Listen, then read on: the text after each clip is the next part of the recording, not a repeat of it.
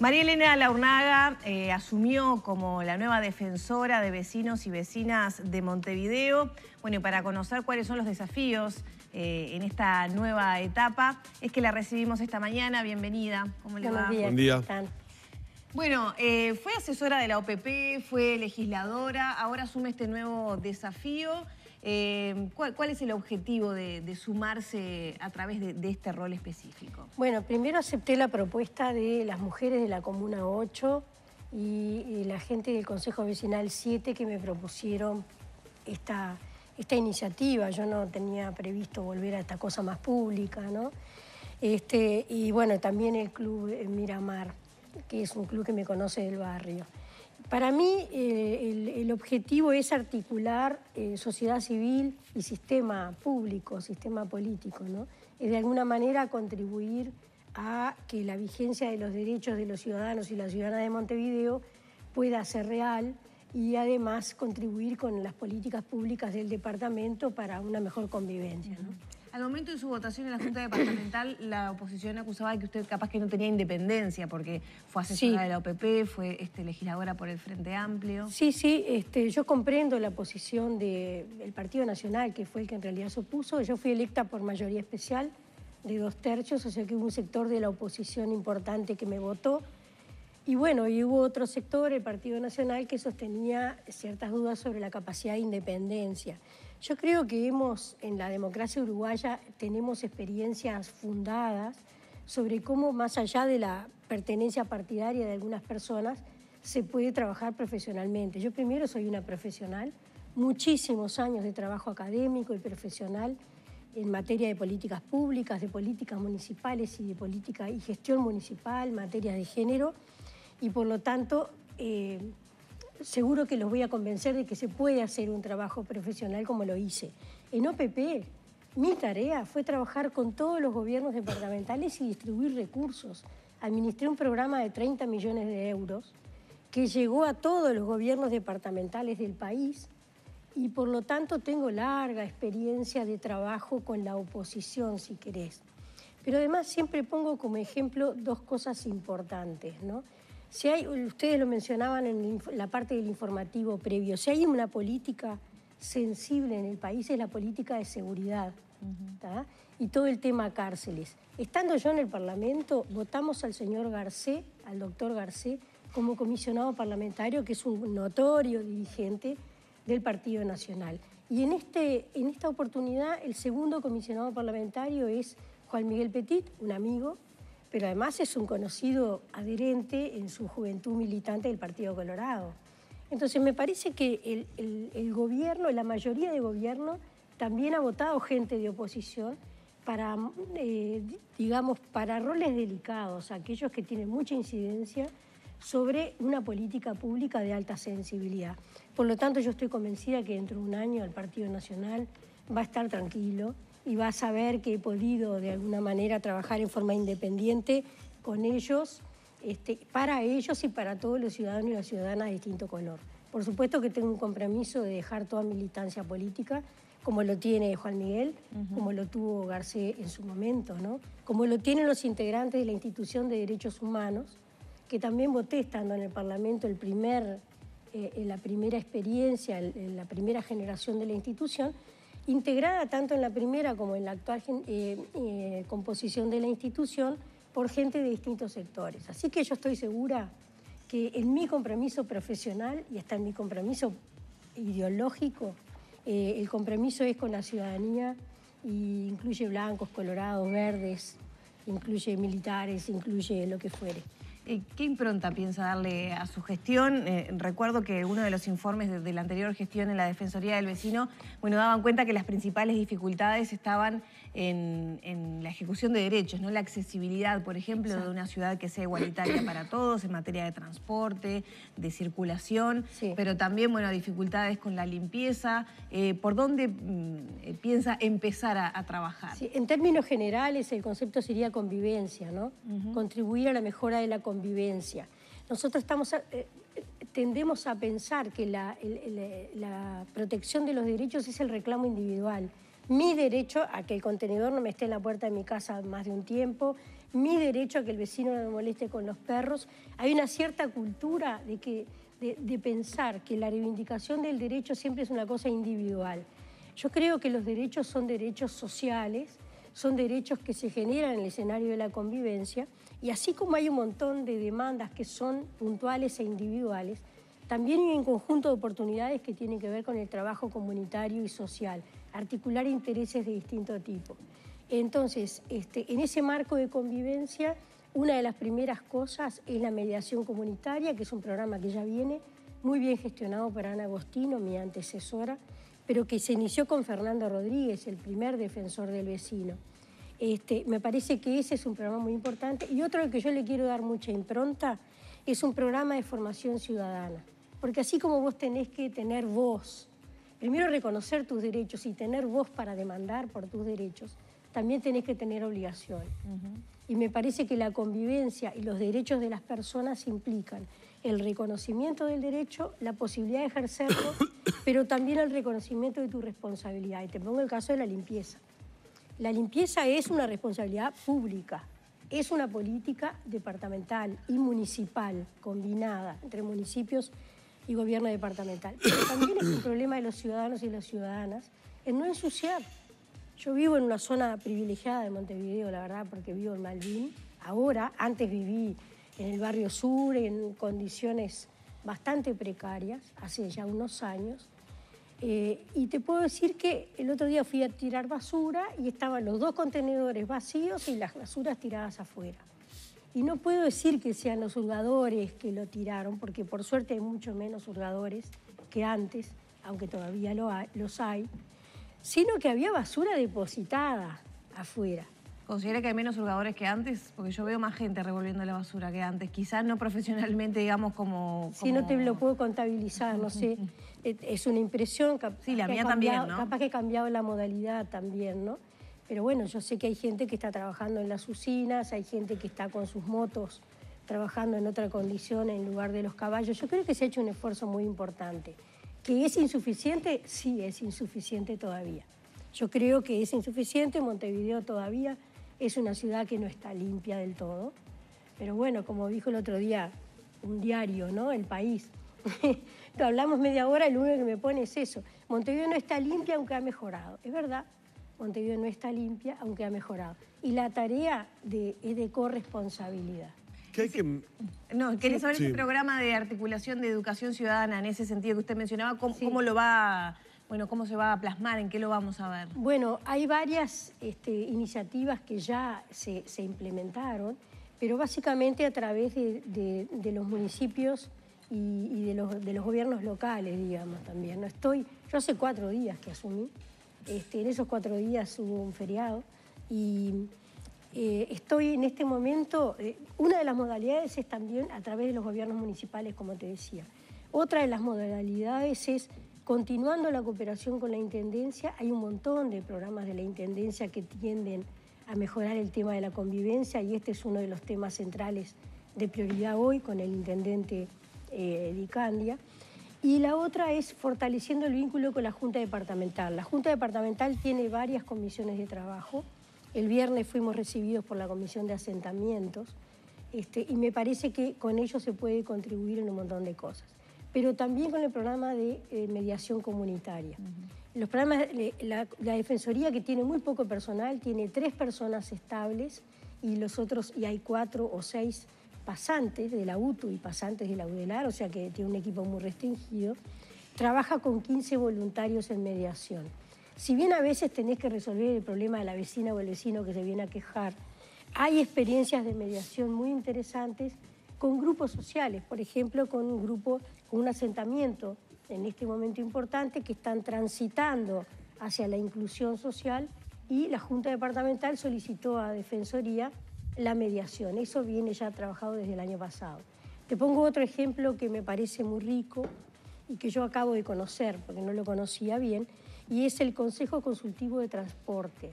La Intendencia de Montevideo, la Dirección de Transporte y Movilidad, creó un consejo consultivo donde se reúnen los jerarcas de la Intendencia, los empresarios del transporte, los trabajadores del transporte y los usuarios del transporte. El año pasado la Intendencia le pide a la Defensoría si puede representar a la ciudadanía, porque no había una coordinadora de usuarios. Esa coordinadora se organizó, hoy están organizados y una vez por mes se reúnen en la Intendencia de Montevideo, en ese escenario, te digo, tan múltiple y tan heterogéneo, para negociar mejora de condiciones de accesibilidad de la ciudadanía, mejora de las condiciones de trabajo o mejora de la eficiencia en el caso de las empresas. Me resultó una experiencia muy interesante porque fue a 2 días de asumir, asistí a la primera reunión del Consejo Consultivo, por suerte con Ana Agostino, que me acompañó y me puso un poco al tanto de esa experiencia. Pero bueno, ese es un ejemplo muy material, muy concreto de cómo se puede en Montevideo generar espacios que no cuestan plata, porque no hay funcionarios para eso, ni hay una estructura institucional. Lo que hubo es una voluntad política de hacerlo y una voluntad ciudadana de coparticipar. ¿Habría que cambiar algo en cuanto a las facultades de la Defensoría del Vecino en cuanto a que hoy recibe, digamos, ni siquiera son denuncias en realidad, son quejas o situaciones que se plantean? A veces son denuncias. Sí, pero como no es vinculante lo que pueda hacer la Defensoría, claro, queda en el traslado de la inquietud del vecino y más nada.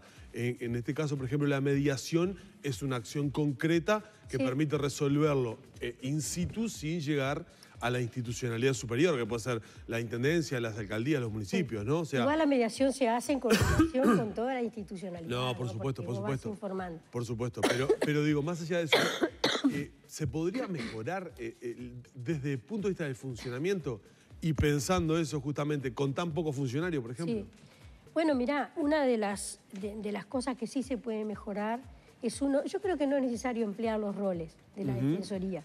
Capaz que sí, el objetivo de tener un equipo técnico más estable, sí, porque eso genera institucionalidad, ¿no?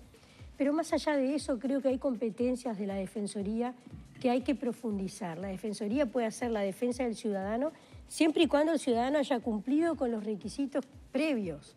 Si viene a hacer una denuncia administrativa, pero nunca se la hizo la administración, le decimos, anda al CCZ, al Consejo Comunal Zonal, a hacer la denuncia. Si pasa el tiempo de un trámite y no es respondido, ahí sí tenemos competencia para actuar.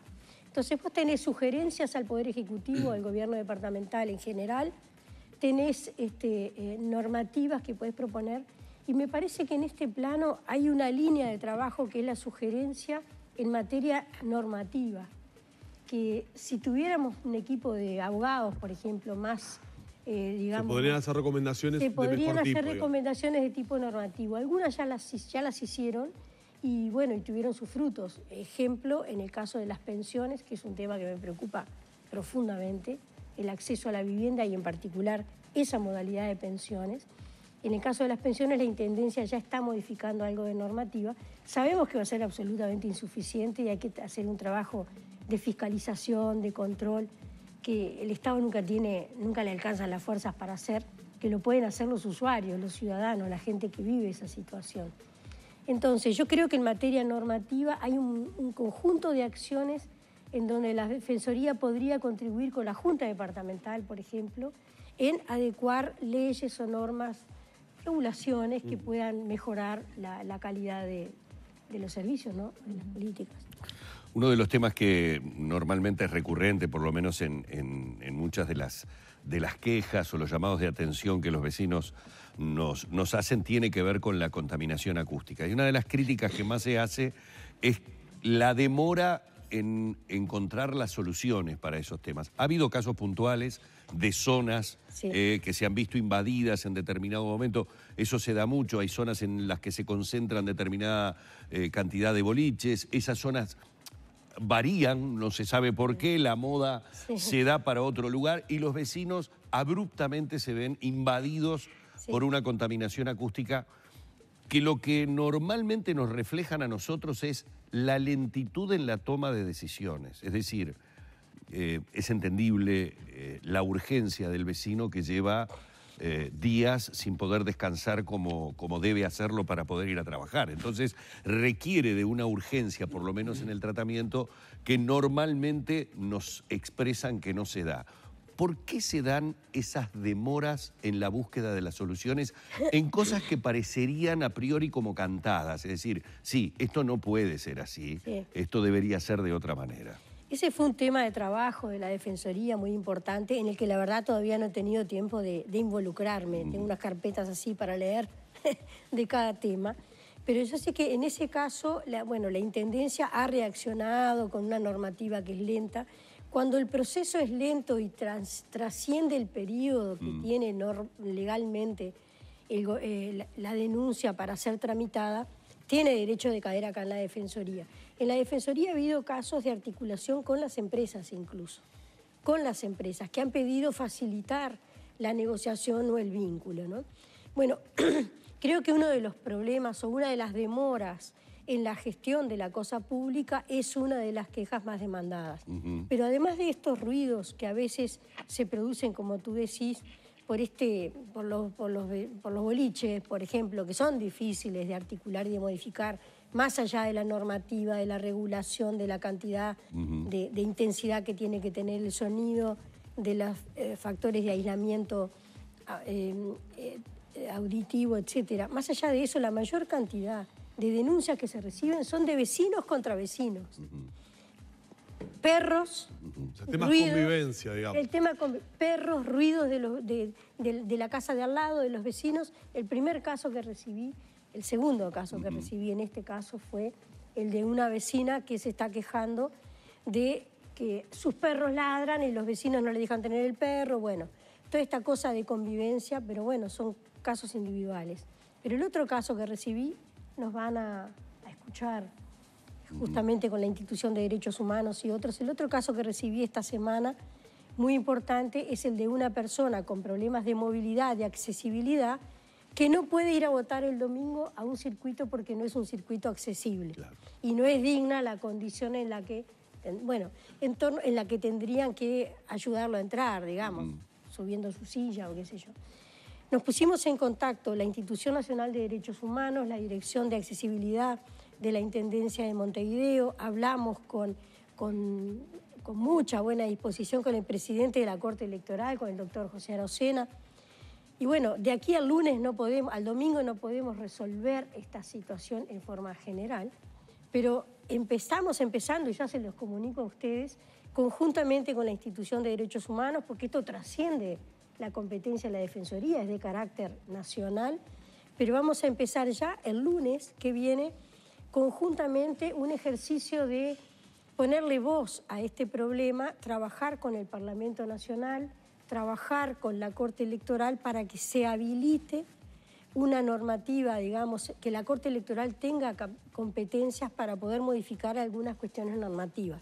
Para mi sorpresa, porque yo soy politóloga, pero esto no lo tenía claro, según la ley de 1912, no se puede mover la urna del lugar. Ayer justo hice una nota con Arocena y le hice esa pregunta. Exactamente. Y la ley no permite mover la urna como en otros países y acercarla a la persona para que vote. Entonces, también por otro lado, dice, bueno, hagamos una movida para ver cuántas personas con dificultades de accesibilidad hay para que esas personas puedan votar observado. Esa es una posibilidad, que una persona que tiene una dificultad de accesibilidad transitoria o permanente pueda votar observado. Pero la otra, más genérica, por asesoramiento del doctor Arocena, sería, bueno, hagamos un ejercicio o hagan un ejercicio ciudadano para que el Parlamento vote una ley que tiene que ser con mayoría especial en este periodo, antes del 30 de octubre, para que habilite a la Corte a encontrar un mecanismo administrativo que le permita resolver el problema. Pero como está incorporado en una ley, se comprende porque, ¿te imaginas 1912? Había que institucionalizar el país, había que cuidarse de todos aquellos riesgos que hoy una institucionalidad democrática madura como tenemos no requiere. Entonces pasaban cosas como esta. En Paraguay, me decía el doctor Arocena, te llevan la urna a tu casa, en una camioneta donde va la mesa, te la lleva a tu casa si tú no tenés posibilidades de traslado, o se lleva hasta el lugar donde está la persona. Bueno, estas son las pequeñas cosas, esto no es competencia nuestra, es nacional.